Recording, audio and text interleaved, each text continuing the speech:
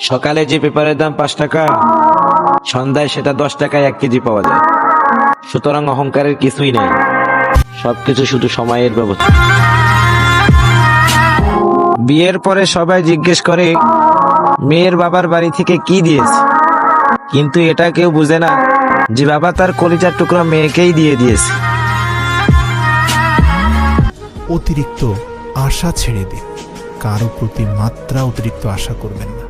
হ্যাঁ, একজনের প্রতি অন্ধভাবে আশা করতে পারেন, সে কখনো আপনাকে হতাশ করবে না, আর সে হচ্ছে আপনার সৃষ্টিকর্তা। নামাজ, বিশ্বনবী ইন্তেকাল করবেন, রূহ বের হয়ে যাচ্ছে, 2-3টা শব্দ বললেন, এর মধ্যে একটা ছিল সালাত। সালাত, উম্মতেরা নামাজ, নামাজ, নামাজ ছেড়ে দিও না।